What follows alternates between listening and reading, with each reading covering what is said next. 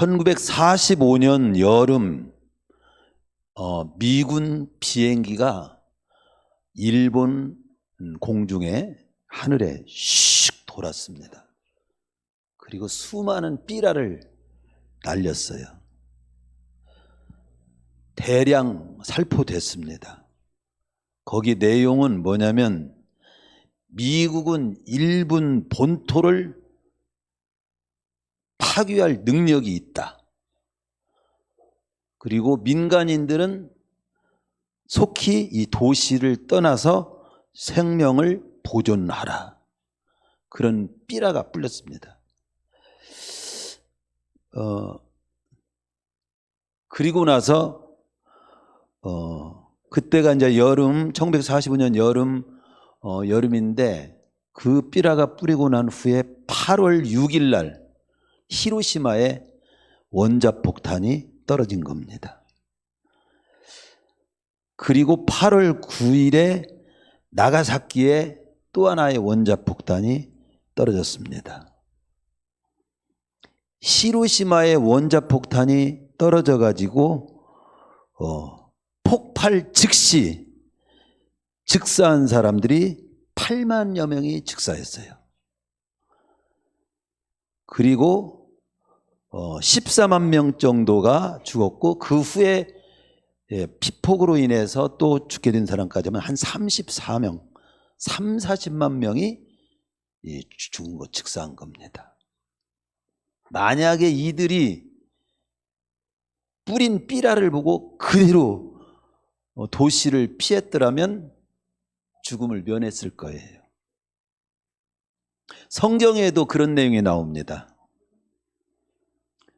창세기 18장 12절에 보면요, 소돔과 고모라 성이 멸망되기 전에 천사가 롯에게 찾아와 가지고 네게 속한 자가 있느냐 하면서 그들을 다 속히 이 소돔과 고모라를 빠져나가도록 해라고 했습니다. 구체적으로 말해줬어요. 네 사위나 자녀나 성중에 네게 속한 자가 있다면 다 성 밖으로 이끌어내라. 내가 이 성을 멸한다. 롯이 그 말을 듣고 식구들을 다 챙겼습니다. 아직 결혼 예비 사위들에게도 다 말을 했죠. 그런데 14절에 보면 롯이 나가서 그 딸들과 결혼한 사위들에게 이곳을 떠나라 하되 그 사위들은 농담으로 여겼더라. 그렇게 나옵니다. 농담으로. 그리고 23절에 보면 유황불로 소돔과 고모라를 다 엎어버렸다. 다 멸망했다고 나오죠. 이 이야기를 제가 이렇게 생각하면서 우리나라 역사가 또 생각나는 거예요. 조선 중기에 재상을 지냈던 그 강릉에 가면은 율곡 이희 선생님 집을 꼭 저는 몇 번 가본 적이 있습니다. 그분이 어떤 말을 했냐면은 그때가 참 평화로운 때였어요. 그 당시는. 그런데 이 율곡 이희 선생이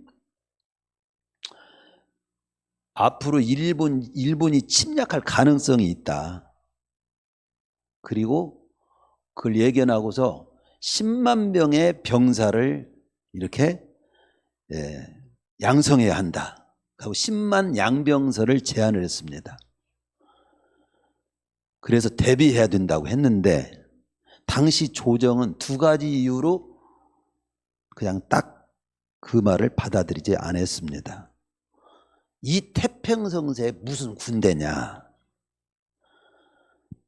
또 두 번째, 백성의 세금에 대한 부담만 늘리는 꼴이 된다.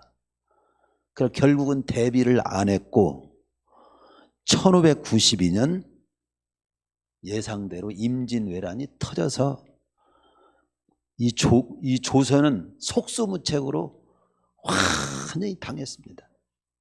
그때야 이율곡 선생의 10만 양병설을 땅을 치며 받아들였어야 했는데 그렇게 한 거죠. 오늘 우리는 하나님의 말씀을 받는 시간이죠. 하나님의 말씀을 받을 때 제가 언제나 듣지만 마이동풍격으로 듣는 사람이 있어요.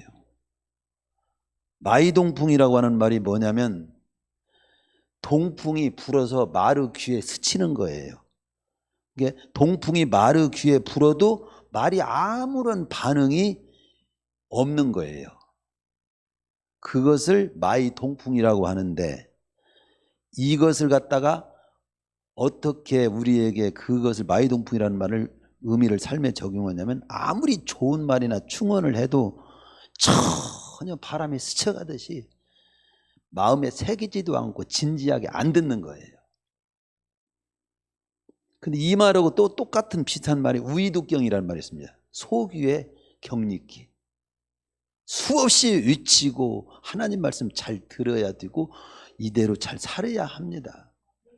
그래야 구원받고 복되게 살고 승리할 수 있고 후회하지 않습니다. 하지만 항상 그냥 목사님은 당연히 하시는 말씀이고 그냥 속에 격리기로 흘려드는 거예요. 저는 목회하면서 제일 안타깝고 속 터지게 정말로 안타까운 모습, 우이독경식 마이동풍식으로 말씀을 받는 성도입니다. 저는 하나님의 말씀은 진지하게 받아야 된다고 말해요. 롯의 사위처럼 농담으로 받으면 더더구나 안 되고, 10만 양병설을 했지만은 현실만 급급하다가 말씀을 다 이 핑계 저 핑계로 뒤로 밀어서도 안 되고, 우리 주님께서도 그래서 말씀을 받는 태도가 참 중요하다. 그래서 마태복음 13장 1절에 23절에 보면 말씀을 받는 사람의 마음을 4가지 파트로 비유를 했어요. 첫째는 길가 같은 마음밭. 이건 말씀을 들어도 이 길가는 씨뿌리 어떻게 됩니까? 딱딱 길이 막 아주 반질반질 딱딱해가지고 씨뿌리야 거기에 씨가 이 흙 속에 들어가지도 않아요. 그러니까 아예 뿌리를 뻗지를 못하지요. 이것은 마음이 뭘로 인한가 다친 사람이에요. 근데 이런 마음은 마귀의 역사라고 나와요. 마귀가 다 빼앗은 마음이라고 나와요. 마귀의 뺏긴 마음이라고 나오거든요. 그 다음에 돌짝밭 같은 마음밭이 있어요. 말씀을 이렇게 설교 시간은 잘 들어. 기쁨으로 받기도 해. 근데 그 말씀을 지키는 삶의 현장에서 조금 어려움이 있으면, 환난이나 핍박이나 있으면 그냥 못 지키는 쪽이야. 감정은 뜨겁지만 결단과 의지가 약한 거예요.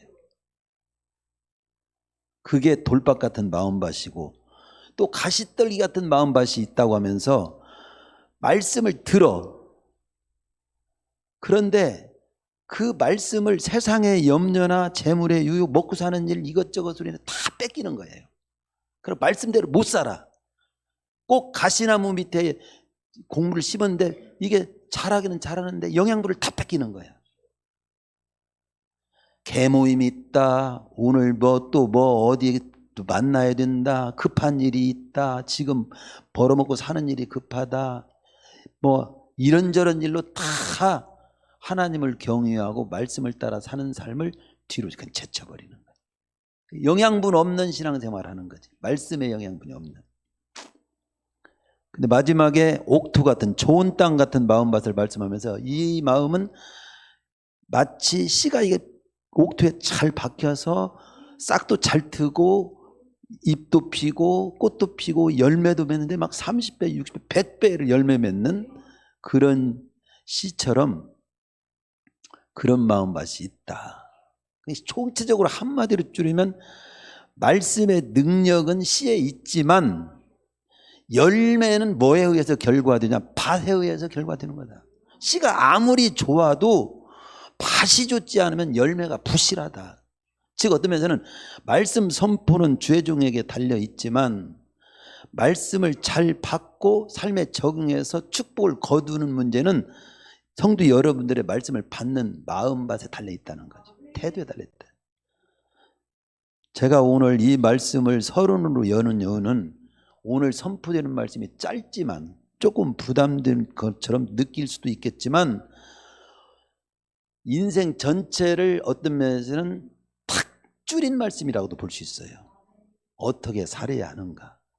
응? 오늘이 며칠이에요? 12월 28일.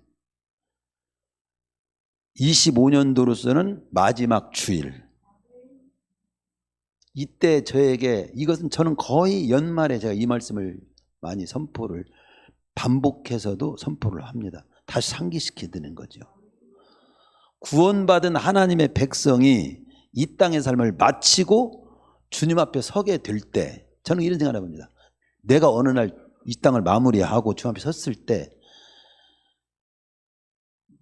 나는 내 삶을 하나님이 과연 평가하시는가? 평가한다면 뭘로 평가할까? 심판이라는 말이 나오고 평가가 나오는데 심판하신다면 뭘로 심판을 하고 또 내 삶을 평가한다면 뭘로 평가할까? 그게 죽음 준비고 그게 재림 준비고 그게 삶의 준비예요. 그거에 질문을 던지고 살아야 돼요. 이게 생각 없이 살면 안 됩니다. 제가 오늘 새벽에도 그런 말씀드리지만 하나님이 계신가요? 하나님의 존재에 대한 많은 내용에 대해서 있지만 세상이 아무리 무뎌지고 혼란하고 세상 속에 빠졌어도 신앙을 버릴 수 없는 것, 특별히 우리가 기독교 신앙, 하나님을 버릴 수 없는 이유를 어느 책에서는 이렇게 표현하더라고요. 그건 제가 이미 생각했던 건데 거기 표현을 해놨더라고요. 하나님이 없으면요 말이 안 돼요. 말이 안 되게 돼 있어요. 예를 들어 단순하게 세상 그냥 우연히 생긴 거야. 말이 됩니까? 근데 하나님이 창조하신 거야. 말이 되는 거예요. 아무렇게나 살아도 그냥 괜찮아. 그냥 죽으면 끝나는 거야. 이게 말이 됩니까? 그래서 하나님은 심판도 있고 평가도 있어요. 근데 심판은 천국과 지옥을 결정하는 데 쓰는 낱말이에요. 천국과 지옥, 구원과 구원받지 못한 것을 결정할 때 쓰는 낱말이 심판이에요. 근데 예수 그리스도를 통해서 심판이 결정됩니다.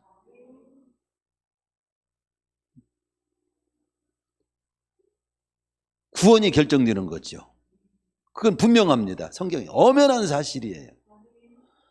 그리고 구원받은 자의 삶도 다 똑같으냐? 똑같지 않아요. 평가가 있어요. 삶의 평가. 저 다르고 여러분 달라요. 똑같이 여러분 앉아있지만 옆에 있는 사람 다르고 또 나 다릅니다. 그것은 삶을 통해서 삶의 평가인 겁니다. 근데 더 깊이 보면요, 하나님은 심판이 목적이 아니에요. 심판을 말씀하시는 이유는 구원을 그토록 원하기 때문에 심판이 말씀이 되어 있는 거예요. 모든 사람이 구원을 받으며 진리를 알게 이르기를 원하시는 하나님의 마음이 더 근본적인 원함이에요. 구원받기를 원해서 심판이 있는 거예요. 구원받도록 하기 위해서. 또 평가하기 위해 하나님은 평가하는 걸 좋아하는 분이 아니에요. 즉 우리에게 상급을 주고 싶어하는 것이 더 우선이에요. 축복을 주고 싶어하고 더 눈물을 닦아주고 싶어하고 더 보상도 해주고 싶어하고 그래서 평가라는 말이 있는 거예요. 그게 참 저는 말씀을 들으면서 하나님은 왜 이렇게 연구하면 연구할수록 그렇게 좋으신 분이냐. 그런데 심판에 해당되지 않도록 살아야 되고 즉 예수 믿어야죠. 예수 믿고 전적으로 예수님이 죄를 담당하신 사실을 받아들임으로 구원받게 했는데 그래서 죄인이 지옥 가는 게 아니에요. 다 죄인이에요. 알고 보면. 누가 지옥 가냐? 구원의 길을 열어놨는데 안 받아들여서 지옥 가는 거예요. 그게 더 정확한 거예요. 그래요, 안 그래요? 여러분 성경 알지만 그렇지 않고 안 받아들여서 상급받을 일 축복도 아주 이미 준비해놨어요. 그런데 잘 평가받고 상급받도록 해놨는데 그 말씀을 안 받아들여서 눈물을 찔찔 흘리고 나는 상이 하나도 없네. 후회하는 사람이 되는 거예요. 오늘 말씀 잘 듣고 구원도 받은 우리, 이제는 상급도 받는 우리, 주님 앞에 섰을 때, 내 인생을 살고 났을 때 잘 평가받는 내 모습 될 수 있기를 진지하게 우이독경식으로 받지 말고 마이동풍으로 받지 말고 십만양병을 무시한 그런 왕처럼 받지 말고 우리 주님이 말씀하신 옥토처럼 말씀 잘 받아가지고 진지하게 잘 받으셔서 여러분들의 인생이 몇 날이 되더라도 잘 살으셔서 하나님의 인도 따라 잘 살으셔서 영원히 후회 없는 잘 뛰는 우리 성도님들 되시기를 축원합니다. 그래서 제가 본문을 두 말씀을 드렸는데 주보 여기에 본문에는 베드로전서만 그냥 간단하게 하나님의 선한 청지기로 살아라는 말씀을 중심으로 베드로전서 5장 10절 중심으로 말씀을 했고 본문이 또 하나 있는데 옆에는 그렇게 나왔죠. 누가복음 16장 1절에 13절까지 이 말씀이 어떤 말씀이냐 한마디로 뭐냐면요, 이 말씀을 선택한 이유는 뭐냐면 구원받은 하나님의 백성이 이 땅의 삶을 마치고 주님 앞에 서게 될 때 내 삶의 최후 평가는 무엇으로 판가름 날까? 한 문장으로 좀 표현할 수 없을까요? 할 때 하나님의 선한 청지기로 살았느냐 안 살았느냐로 평가돼. 그렇게 말할 수 있다는 거죠. 그리고 누가복음 16장 1절 13절은 그 불의한 청지기 비유라고 해가지고 거기에 보면 무슨 내용이냐면은 어떤 말하면 주인이 있었고 그 다음에 그 밑에 머슴 청지기를 세웠어요. 근데 그 청지기가 관리를 잘 못해. 그러고 해고를 시켜. 안 되겠다. 너 더 이상 우리 집에 두어서는 안 되겠다. 그러니까 그 사실을 듣고 이 사람이 주인집에 아직 머무를 때 아주 해고 당하기 전에 빚진 사람들 다 불러가지고 다 감해줘. 탕감해줘가지고 나 여기서 쫓겨나면 나 좀 잘 좀 봐줘 부탁해. 그 얘기입니다. 그 얘기를 우리 주님이 하시면서 근데 이 얘기가 굉장히 난해 성경이기도 하거든요. 그런데 이 얘기의 핵심은 뭐냐면요, 예수님께서 그 불의한 방법으로라도 지 앞길을 잘 준비하면 돼 이걸 가르치려고 하는 것이 아니에요. 그 미래를 대비하는 그의 지혜와 결단력을 한마디로 초점을 맞춰서 말씀하신 겁니다. 이 세상 사람들은 그렇게 아주 영악하다는 거예요. 자기 살 길을 갖다가 준비하는 데는 그렇게 치열하게 잘한다는 겁니다. 근데 하나님의 자녀들은 그에 비해서 영원한 미래에 대해서 영생에 대해서 하나님의 설 준비에 대해서 그렇게 둔감하고 그렇게 준비할 줄 모르는 거에 대해서 안타까워하는 마음을 가지고 너희들은 세상 사람들이 그렇게 머리 잘 쓰고 미리 자기 살 길 다 먹고 살 길 다 대비하듯이 그렇게 영원을 대비하고 하나님 앞에 설 준비를 좀 그렇게 좀 해봐. 그 메시지가 있는 말씀이에요 이게. 그런데 우리는 그런 핵심 메시지는 모르고 불의한 청지기는 이게 대체 뭐예요? 이상하게 이게 머리에 뭐 좀 삐딱한 쪽만 붙들고 그렇게 신경을 쓰는 경우가 많습니다. 불의한 재물이라는 것도 그럽니다. 세상적인 가치에 의해서 움직이는 돈과 물질을 의미하는 거예요. 우리는 그런데 이 물질 재물을 가지고 사람도 살리고 관계도 세우고 하나님 나라의 뜻, 하나님 나라를 위해 사용하고 영원한 처소에서 상급을 받는 그런 쪽으로 잘 쓰는 자가 되라는 내용인 거거든요. 그래서 내게 주어진 여기 작은 일에 충성하는 자는 큰 일에도 충성되고 그런 말이 나오잖아요. 거기 보면 누가복음에 거기 우리 16장에 보면 그 마지막 10절에 보면 지극히 작은 것에 충성된 자는 큰 것에도 충성되고 지극히 작은 것에 불의한 자는 큰 것에 불의한 자. 이것은 뭐냐면 단순하게 이렇게 생각하면 돼요. 나에게 주어진 지극히 작은 것을 갖다가 하나님 앞에서 잘 관리하고 잘 쓰는 자가 되라는 거랍니다. 그래야 하나님은 이 땅에서도 큰 것도 맡기고 주 앞에 섰을 때도 큰 상을 받는다는 거예요. 그런 쪽의 내용입니다. 그리고 우리는 언제나 청직이라는 사실을 잊지 말라는, 그것이 이제 누가복음에 있는 말씀이고, 베드로전서에 있는 말씀을 우리가 본문을 또 택한 것은 거기에 보면 하나님의 선한 청지기가 되라고 나옵니다. 하나님의 선한 종말에 관한 말씀을 하시면서 우리는 언젠가 이 땅이 끝나고 세상도 끝날 건데 어떻게 살 거냐? 하나님의 선한 청지기로 살아야 돼. 한마디로 그겁니다. 내용은 이 정도로 설명하고 오늘 그렇다면 하나님의 선한 청지기로 올 한 해 나는 어떻게 얼마나 잘 살아왔는가를 한번 검토해 보고 새로운 해를 내가 하나님께서 선물로 받는다면 나는 어떻게 하나님의 선한 청지기로 잘 살 것인가를 결단하고 마음에 새기고 계획을 세우는 그런 시간이 될 때 올 한 해가 잘 마무리가 되는 것이고 새해도 잘 맞이할 수 있는 사람이 된다는 면에서 이 말씀을 전도서 잠깐 멈추고 쐐기 박듯이 이 메시지는 지금 필요하기 때문에 이 말씀을 제가 준비하고 선포해서 우리 성도님들로 하여금 듣게 한 겁니다. 좀 잘 의미를 아시겠죠?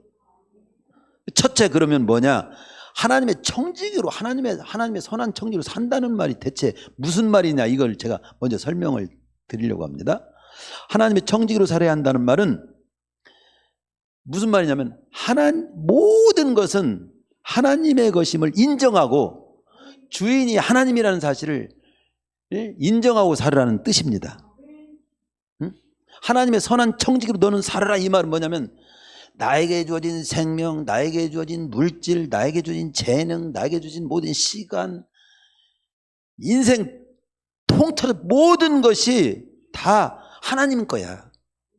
하나님이 주인이야. 이렇게 인정하고 사는 것이 하나님의 선한 청지기로 살아야 한다는 말 속에 들어 있습니다. 본문에 누가복음에 주인으로 소개되는 그 어떤 부자가 바로 하나님을 상징하는 거예요. 모든 것의 주인은 하나님. 청지기는 그 밑에서 주인이 맡긴 것을 잘 관리하고 살잖아요. 하나님은 모든 존재 최초 원인자가 되시는 하나님 없이는 이 우주는 시작되지도 않았어요. 어떤 사람은 그렇게 얘기하죠. 하나님은 그러면 어디서 생겨났대요? 똑똑한 사람이 그렇게 묻죠. 근데 출애굽기에서 딱 말해 한마디로 정리합니다.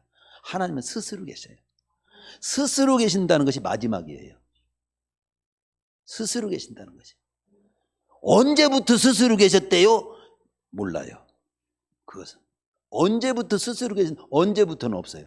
그냥 영원 전부터 영원 후까지 그냥 스스로 계시는 분이에요. 그게 그래야 이 dun이라는 것이 굉장히 발달하고 대단한 것 같아도 한계가 있어요.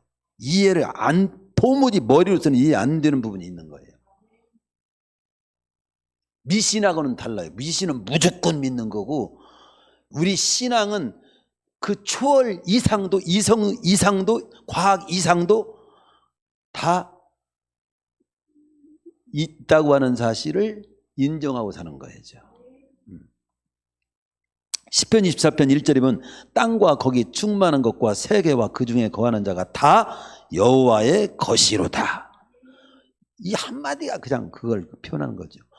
학개서 2장 8절 은도 내 것이요 금도 내 것이니라 만군의 여호와의 말이니라. 모든 보화 내가 가지고 있는 거 아끼는 모든 거 알고 보면 내 것인 것 같지만 다 하나님 거야. 본질적으로는. 그 내가 주인이 아닌 증거를 제가 말씀드릴까요? 우선 여러분 몸도 여러분이 주인이 아니야. 뭐 어떻게 해서 알 수 있냐? 나의 생김새 누가 결정했지? 여러분이 주인이라면 여러분이 생김새를 결정해야 돼. 그래서 지금은 그냥 생겨놓은 걸 갖다 뜯어 고치기도 하지만 그렇다고 해서 근본적으로 고치지는 또 못해요. 창자를 없앨 수 있어? 숨쉬는 허파 없애고 살 수 있어? 생김새 조금 여기 깎기도 할 수는 있겠지만 어쨌든 생김새도 내가 결정한 것이 아닙니다. 그러니까 제가 못생겼거나 좀 이상하게 생긴 거 탓하지 마세요. 여러분은 혹시 누구 왜 이렇게 못났냐 혹시 그런 사람이 있거든 속상하게 생각하지 마세요. 당신은 못나 보여도 나는 하나님이 지은 위대한 작품이요. 이런 긍지를 가져야 돼요. 아셨죠? 아니 진짜 그건 사실입니다. 여러분을 위로하려고 하는 것이 아니에요. 진짜 그래요. 하나님이 지으셨어요. 내 생김새 내가 만든 게 아니에요. 그리고 출생일, 내가 태어난 것도 내가 어떤 분은 나는 임진왜란때 내가 태어나서 내 장군해 먹을 사람이요. 근데 지금은 건달이야. 아무 소용없습니다. 무슨 임진왜란 때 태어났으면 나는 미래에 지금 나를 태어난 이때 잘 살아야 돼요. 이때 태어나게 하신 분이 누구냐? 우리 어머니 아버지가 사랑해서 내가 어쩌다가 태어난 건데요. 그것은 너무 단순한 얘기야. 그 시간과 때 이때 태어나게 된 거, 사는 거, 이건 하나님이 정한 겁니다. 이거 내가 정한 것이 아니에요. 부모님이 저한테 물어보세요. 글쎄, 그러니까 엄마 아빠도 할 말이 없어. 네가 그날 태어나게 한 것도 할 말이 없어. 야, 그날 제주도 가서 잤는데 네가 생겼다. 제주도 가서 잔 거 그런데 그것도 정한 그렇게 내가 한 것이 아니야. 결국 궁극적으로 쫓아가 보면요, 하나님이 정한 겁니다. 죽는 날 누가 정할까요? 여러분 다 여기 지금 앉아서 살아 계시죠? 어느 날 없습니다. 아무튼 이런 것만 봐도 생김새, 출생일, 죽는 날 누가 알고 보면 내가 결정하는 게 하나도 없어요. 왜 그냥 내가 주인이 아니기 때문에 그래요.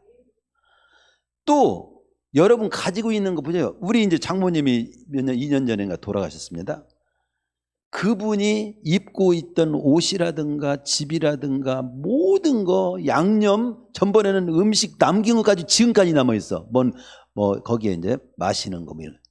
그런데 좀 가지고 가시지. 이렇게 남겨놨을까? 딱 숨 떨어진 것과 동시에 한 가지도 못 가지고 가. 등기도 없지만, 땅 물려줄 것도 없지만, 등기권 아파트 하나도 못 가져가. 주인이면 갖고까지 가지고 가지. 그것만 봐도 주인이 아니야. 주인이 아니구나.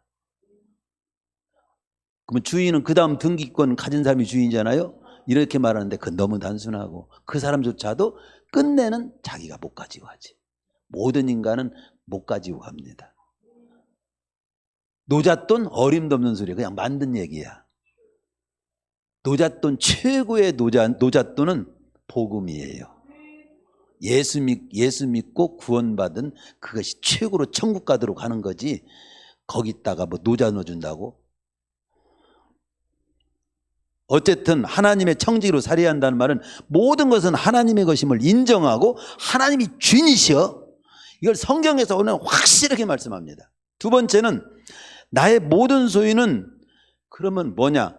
나에게 잠시 살아있는 동안 나보고 관리하고 누리고 살으라고 맡겨준 것인 거야. 그걸 알고 사는 것이죠. 여기 본문에 누가복음에 있는 주인의 것을 잠시 관리하고 맡은 청지기와 같은 자임을 알고 살아라 이거예요. 관리하라고 맡긴 거예요. 네. 따라서 나는 하나님의 것을 잠시 맡은 관리자요, 위탁자요, 보관자요, 청지기. 이것을 갖다 단순히 나 많이 알아요. 그거 너무 싱거운 소리 하지 마세요. 싱거운 소리가 아니라 정말 진지하게 인정하세요. 그리고 정말 하나님이 나에게 맡긴 것인 것을 알고 선한 청지기로, 악한 청지기로 말고 선한 청지기로 잘 관리하고 잘 쓰고 그 범위 안에서 잘 누리고 사세요. 그게 잘 사는 거예요. 청지기가 뭐예요? 여기 우리나라의 순수한 우리말로는 벼슬아치 밑에서 시키는 데 수중 두는 사람, 머슴, 하인을 청지기라고도 했습니다. 창세기 40장 16절에 보면 처음으로 청지기라는 말이 거기 사용되는데 히브리어 바카르라는 말입니다. 영어로는 매니저, 룰러, 감독, 지배인, 집안일을 주인 대신 책임지고 맡아보는 사람이에요. 처음 창세기 쓰인 말은 그런 의미입니다. 재산을 맡은 사람, 역대상 27장 25절에 31절에 보면 다윗 왕이 재산을 맡은 자들이 쭉 거기 소개됩니다. 어떤 사람은 왕의 곡간을 맡은 사람, 밭과 성읍을 맡은 사람, 촌과 산성의 곡간을 맡은 사람, 포도원 맡은 사람, 포도주 곡간을 맡은 자, 평의 뽕나무 감나무를 맡은 자, 기름 곡간을 맡은 자, 소떼 양떼를 맡은 자. 그게 다 청직이에요. 다 맡은. 누가복음 16장 1절에 청직이 여기 오늘 본문에 이건 오이코스무스라고 써 있어요. 오이코스무스. 재산을 관리하는 자의 주인 대신. 마태복음 20장 8절의 청지기는 에피트로포스라고 써 있는데 주인으로부터 모든 일을 위임받은 거예요. 도장 대신 줘. 네가 가서 도장 찍어. 네가 가서 그 일 처리해. 그 사람이 하지만 주인을 대신해서 하는 거죠. 청직입니다. 종합해서 정리한다면 청직이라는 말은 종이란 뜻도 있고 하인이란 뜻도 있고 관리자라는 뜻도 있고 보관자라는 뜻도 있고 대리자라는 뜻도 있습니다. 그래서 우리는 하나님의 청지기야. 하나님의 청지기로 부르는 이유는 하나님으로부터 받은 몸, 하나님으로부터 받은 시간, 하나님으로부터 받은 생명, 하나님으로부터 받은 재능, 하나님으로부터 받은 물질 다 내 것이 아니라 하나님으로부터 받은 것이고 그것을 주인 되신 하나님의 뜻을 따라 잘 관리하고 보관하면서 사는 자라는 면에서 우리는 하나님의 청지기인 거야. 청지기는 청지되 쫓겨날 청지기로 살면 안 되고 악한 청지기로 살면 안 되고 주인 것을 갖다 빼돌리고 살고 잘못 사용하고 살면 안 되고 그래서 선한 청지기가 되라는 그런 면에서 선한 청지기, 하나님의 선한 청지기. 그래서 세 번째 하나님의 선한 청지기로 살라는 말 중에는 거기 주부에 써 있는 대로 참고하세요. 청지기인 우리는 주인 되신 주께서 언제든지 필요해서 쓰시겠다 하면 언제 주님 건데요. 주인 것인데요. 즉시 그냥 내어드릴 수 있어야 된다 이거예요. 마가복음 11장 1절 6절 그 3절에 보면 예수님께서 예루살렘 입성해가지고 제자들하고 이제 마지막 식사할 때 거기 이제 올라가실 때 뭐 타고 가는 거 할 때 주가 쓰시겠다 하라. 그럼 즉시 보낼 거다. 제자들이 그대로 순종합니다. 가서 있어 진짜. 우리 주님이 쓰신다고 하네요. 그 사람이 아무 말도 안 하고 그냥 내어드려. 그와 같이 하는 겁니다. 청지기는 무엇이든지 언제든지 바로 이런 자세로 내어드려야 하는 것이 우리 청지기라는 거죠. 몸이 됐든 물질이 됐든 시간이 됐든 재능이 됐든 모든 것은 주인 되신 주님이 기뻐하신 뜻을 따라 사용해야 한다는 거예요. 아이고 어떤 사람이 이 말씀 나는 망했다. 내 것 다 뺏기게 생겼네. 이런 사람이 있어. 근데 하나님은 그런 분이 아니에요. 여러분 뺏긴 것처럼 살리. 진짜 너 마음껏 관리하고 누리고 살으라고 하는 거 다 포함되어 있어. 그냥 과감히 막 뺏어가지고 나는 그냥 누리지도 못하고 그냥 발발발 눈치 보고 사. 이런 식의 청직이 아니에요.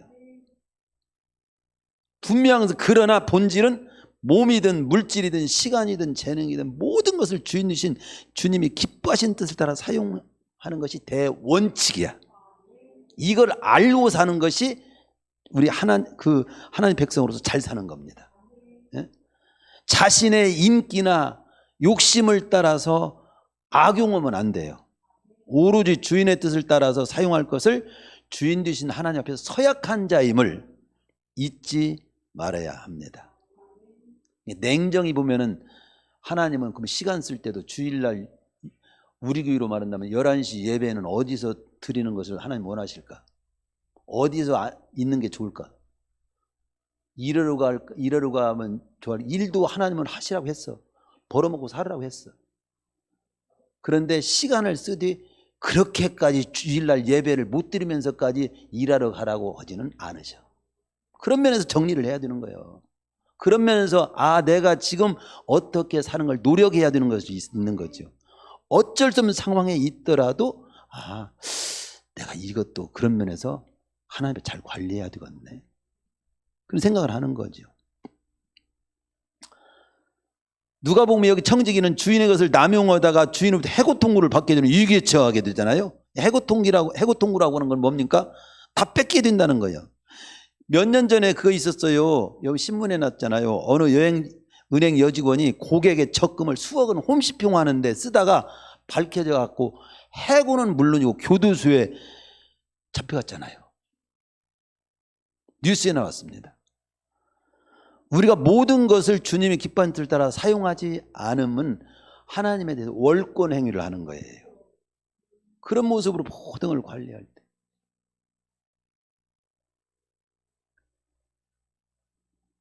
네 번째는요, 따라서 청지기는 하나님 앞에서 계산할 날이 반드시 있음을 기억하고 살아야 한다. 제가 여기 인생의 결산이라는 말 거기를 꼭 옆에 꼭 참조하시기 바랍니다. 누가복음 16장 2절에 보면 주인이 저를 불러 가로되 내가 네게 대하여 들은 이 말이 어찌미뇨 네 보던 일을 세마라 청지기 사무를 계속 못하리라. 지금 해고 통고입니다. 까닭 인정 철석같이 믿고 신임해가지고 재산관리 책임을 맡겼는데 이 청지기가 재산을 함부로 낭비한다는 소식이 들린 거지요. 맡겨진 일을 갖다가 처삼촌 묘 벌초하듯이 건성으로 다룬 탓에 부실경영이 드러난 거지. 주인은 청지기를 불러고 결산을 하게 되는 내용입니다. 아무래도 여기서 정리해야 되겠다. 하나님도 우리에게 맡긴 것을 어떻게 했느냐고 결산할 날이 있는데 그 인생 결산할 날이야. 근데 길게 보면요, 결산은 언제냐면요, 죽기 직전에 하는 것이 아니더라고요. 하나님께서는 최종 결산 날이 하나님 심판 때가 있고 평가할 때가 있지만 지금 하고 있는 중이에요. 그걸 알아야 돼요. 지금 내가 잘 관리하고 있는지도 알고 계실 뿐만 아니라 내 인생 끝날 때 총 결산할 날이 있음을 성경은 분명히 말씀합니다. 제가 이것 때문에 서론을 길게 한 거예요. 진지하게 말씀을 받아들일 것이냐, 이걸 거덜로 받을 것이냐, 우이독경식으로 받을 거냐, 그건 여러분들이 결정하는 거죠. 하나님의 말씀은 능력 있고 생명 있고 영원합니다. 그러나 마음을 받는 돌짝밭같이 받을 것인가, 가시떨기처럼 받을 것인가, 길가처럼 받을 것인가는 여러분의 몫이에요. 누가복음 16장 2절에 내 보던 일을 세마라. 잘했든 못했든 인생은 하나님 앞에서 결산하게 돼 있다고 하는 것이 엄연한 선언입니다. 계시록 22장 12절에 보면 각 사람에게 그의 일한 대로 갚아 주리라. 이것도 거기에 해당되는 말씀이고요. 다니엘서 5장에 보면 바벨론 제국의 벨사살 왕이 하나님의 심판을 받고 비명 횡세하는 내용이 기록되어 있는데요. 이 하나님의 이스라엘 나라에 가가지고 다 뺏어온, 성전에서 다 뺏어온 탈취한 것 가지고 술잔 삼아서 잔치하고 그러고 있을 때, 술 마시며 흥청거리고 있을 때, 하나님을 모독하고 망령되어하는 이런 짓을 함부로 하고 있을 때 그 잔치의 벽에 하나님의 손가락이 나타난 거예요. 손가락이 나타나서 막 글을, 손가락만 나타나고 글을 쓰는데 얼마나 무섭겠어요. 생각해 보세요. 입만 나타나고 막 말을 해보세요. 손가락이 나타나고 막 글을 쓰는데 거기에 그때 어떤 글이 나타나는가 성경에 기록되어 있어요. 메네메네 데겔 우바르신이라는 말이 나왔습니다. 메네는 하나님이 이미 왕의 나라 시대를 세워서 그를 끝나게 하셨다는 의미고, 데겔은 왕이 저울에 달아보니까 너는 근수가 부족하다는 뜻이고, 베레스라고 하는 것은 왕의 나라가 나누어서 메대와 바사에 나눠서 넘어가게 된다는 뜻이었습니다. 거기 근데 여기 하나는 베레스인데 메네메네 데겔 우바르신이라고 했거든요. 근데 뒤에는 베레스라고 써 있습니다. 근데 이 우바르신이라는 말을 보면은 우라고 하는 것은 접두사고요. 베레스의 복수형이 바르신입니다. 그래서 베레스나 우바르신은 똑같은 말이에요. 혼동하면 안 됩니다. 주님도 가룟 유다에 대해서 평가할 때 차라리 태어나지 않았으면 좋을 뻔했다고. 찬송가 607장에 이런 찬송이 있습니다. 평생에 행한 일 돌아보니 못다한 일이 많아 부끄럽네. 저는 이 찬을 부르면서 장례식 때 평생에 행한 일 돌아보니 못다한 일 많아 부끄럽네가 다 그렇겠지만 이렇게 부르지 말고 요한복음 17장 4절에 주님의 기도처럼 아버지께서 내게 하라고 주신 일을 내가 다 이루어 아버지를 이 세상에 영화롭게 하였습니다. 이렇게 고백할 수 있도록 평소에 그렇게 살기를 힘써야지. 다 맘대로 살아놓고 나중에 죽고 나서 관뚜껑 닫아놓고 평생에 행한 일 돌아보니 못다한 일 너무 많고 부끄럽습니다. 이렇게 부르지 않도록 살자. 그게 저를 통해서 지금 하나님께서 우리를 권면하는 거죠. 바울의 디모데후서 4장 7절에 8절의 고백처럼 내가 선한 싸움을 싸우고 달력을 마치고 믿음을 지켰으니 이제 우리는 상급받을 일만 남았습니다라고 고백할 수 있도록 살자.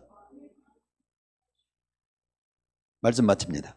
결론적으로 우리는 한 번 살아가는 이 땅을 구원받은 자로서, 구원은 예수 그리스도를 구주로 믿고 영접하면 구원, 이제 구원받은 삶이 남았는데, 이 선한 청지로서 저는 세 낱말을 뽑습니다. 지혜롭고, 거기 지혜롭고 지혜롭게, 지혜로워야 되고요. 그 다음에 선하고, 그리고 충성스러워야 돼요. 왜냐하면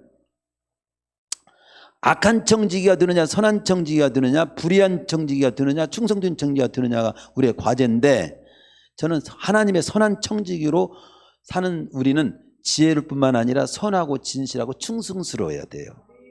즉 왜 이 말을 구체적으로 표현하냐면, 이 형용사를 제가 특별히 드러내냐면요, 합리적으로 이 모든 것들을 관리하고 사용해야 하기 때문에 지혜로워야 돼요. 돈이 똑같이, 어떤 사람은 100만 원 들어, 어떤 50만 원 들어. 그런데 많고 적음으로 소유로서 평가하지 않아요. 일단 주어진 것을 어떻게 하나님 보시기에 이렇게 잘 관리하는가를 보니까 지혜로워야 된다. 그 다음에 선하고 진실해야 된다. 왜 그러냐면 주인이 믿음성이 가야 돼요. 내가 맡겼는데 엉뚱한 데만 이걸 쓰는 거야. 이상한 데만 쓰는 거야. 신용을 잃어요. 그러면 여기 교회 재정을 누구한테 맡깁니까? 관리하는 계산. 우리 교회 재정을 맡으시는 우리 장로님이나 권사님은 아주 정확하게 잘 하셔요. 그게 신뢰가 가. 떠들어보지도 않아요. 저는 최종적으로 제가 이거 어떻게 됐는가, 그것만 검토합니다. 신뢰가 있는 거죠. 그런데 어떤 경우는요, 맡겼는데 교회 재정을 갖고 도망갔어요. 그런 사람도 있어요. 큰일 날 일이지만, 그러니까 이 하나님의 선한 청지로 산다는 것은 지혜로울 뿐만 아니라 그걸 합리적으로 사용하기 때문에 지혜로워야 되고요, 선하고 진실해야 되고요, 그리고 제가 마지막으로 충성스러워야 된다. 이 충성은 뭐냐면요, 주인에게 유익이 되도록 써야 돼요. 즉 우리는 하나님 나라에 유익하고 생명을 살리는 일에 유익하고 하나님의 뜻을 성취하는 일에 이것들이 쓰여져야지. 정말 우리 먹고 살아야 되지만 두룩두룩, 죄송합니다, 꿀꿀이처럼 살만 찌라고 그렇게 돈이 있는 게 아니에요. 주인이 그걸 통해서 너 먹고도 살아, 건강하게 살아, 마음껏 누려, 구경도 해, 마음껏 누려. 그러나 하나님의 뜻을 성취하고 생명을 살리고 하나님 나라를 확장하고 마귀의 역사는 정리시키는 일에 그런 것들을 써봐. 더 마음껏 그렇게 쓸 때 어떻게 해요? 더 하나님께서 더 큰 일을 주신다고 나오잖아요. 더 큰 일을. 마태복음 25장 14장 30절에 보면 달란트 비유에서 그렇게 나오잖아요. 작은 일에 충성된 더 큰 것도 맡긴다고. 제가 항상 이야기는 꼭 제가 하는데 생각나서 하는데요, 이야기 하나 마칠게요. 이야기 하나 드리고, 평안북도 정주라고도 이 신앙의 야화에 나오고, 실제로는 그분이 곽산군 관상리에 살았다고 나오는데, 어쨌든 우리 신앙의 간증에 나오는 내용입니다. 옛날 평안북도 정주에 예수님을 열심히 믿는 백사겸이라고 하는 농부가 있었어요. 근데 그 지역에 선교사가 들어왔습니다. 그래서 선교사가 교회도, 그러니까 교회당을 하나 지으려고 했습니다. 근데 어쨌든 재정이 부족했습니다. 근데 거기에 그 재정이 부족한 상황에서 그 백사금이라고 하는 이 농부가 자신의 땅 1000평을 팔아가지고 교회를 완성했어요. 그래 이 집 다 예수 믿고 다 망했다, 이런 상황이 된 거죠. 벌어먹고 살 길도, 먹고 살 길이 없어진 거예요. 그러니까 선교사님이 어쩔 수 없고 이분을 갖다가 교회 사찰로 세운 거야. 사찰로. 그리고 선교사님의 그 백사금의 아들을 데려다가 공부를 시켰어. 그 아들은 선교사님의 인도로 해가지고 미국으로 유학을 가게 됩니다.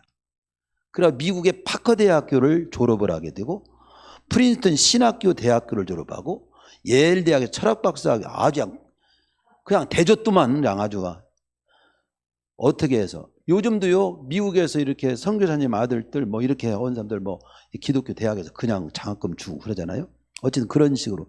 그리고 파커 대학, 프린스턴 신학대학, 예일 대학의 철학 박사학위, 파커 대학 신학 박사학위, 스프링필드 대학에서 인문학 박사학위, 디포 대학에서 법학 박사, 연세대학교에서 문학 박사학위. 제가 보니까 철학 박사, 신학 박사, 인문학 박사, 문학 박사. 대단해. 공부 다 해서 하여튼 다 했더라고요. 이분이 누구냐면요, 연세대 초대 총장 백낙준 박사 이야기입니다. 훌륭한 인물이 된 백낙준 박사보다 주님이 필요로 할 때 아낌없이 탁 내놔서 완성시킨 일에 쓰임받은 청지기 정신으로 살았던 그 아버지 백사금이 제가 볼 때 하나님의 축복의 근원이 됐구나. 우리 성도 가운데도 제가 누구라고 말을 하지 않지만 몇 날 전에 교회에 이렇게 헌금을 했는데, 아이고, 제가 그랬습니다. 돈 많은 사람이 이렇게 헌금을 쓰면 얼마나 좋을까요? 근데 그렇게 어려운 분이 이렇게 헌금을 했네요. 이렇게 했더니 저도 심어야지요. 저도 그렇게 미리 없지만 심고 싶었어요. 이러는데 감동됐었어요. 진짜. 우리 여기 가운데 우리 성도들이 참 아름다운 성도들이 많습니다. 적지만 우리 귀가 든든히 서가는 이유가 그래서 든든히 서하고 있어요. 우리 인생 어느 날 끝내고 주님 앞에 서게 될 건데요, 주님으로부터 내가 너에게 맡긴 모든 것들을 내 마음에 들게 아름다고 감동에 잘 하려고 네가 왔어. 내가 눈물 날 지경이었다. 그 소리 듣는 것이 우리의 저는 개인적 소망이고 우리의 소망이 되어야 한다. 우리는 어느 날 갑니다. 시간에 대해서 청지기가 됩시다. 물질에 대해서 선한 청지기 됩시다. 재능에 대해서 선한 청지기가 됩시다. 구체적으로 청지기를 어떻게 될 것인가를 제가 그 용지를 만들어 가지고 꼭 진지하게 이거를 갖다가 그냥 작년에도 줬고 재작년에도 줬는데 제대로 작성한 분이 없어. 없어요. 쓰레기통에 넘겨도 아무도 말 안 하지 않을 거예요. 그러나 오늘 이제 예배 마치고 여전도의도 총회를 할 거고 형제의도 총회를 할 거고 다 총회를 할 겁니다. 총회하기 전에 하나님의 선한 청지기로 내 새해를 저도 잘 한번 살아보겠습니다 하고 체크해가지고 한 장은 제출, 한 장은 여러분이 가지고 한번 두고두고 보시고 전혀 마음에 안 내키면 안 해도 돼요. 그렇게 해서 한번 진지하게 하나님 앞에서 잘 살아보시기를 바랍니다. 하나님의 말씀으로 주의 종의 입장에서 진짜 잘 살아보시라고, 그래서 정말 후회 없는 우리 성도님 되시라고, 축복된 인생이 되라고 하는 말씀에서 오늘 말씀 선포했고, 그 용지도 제가 설문지도 드린 거니까 꼭 작성해서 일주일 동안 작성해서 다음 주에 내셔도 되고 또 수요일에 내셔도 됩니다. 그렇게 해서 하나는 내가 가지고 있고 하나는 제출해 주세요. 그렇게 해서 새해를 잘 살아보세요. 할렐루야.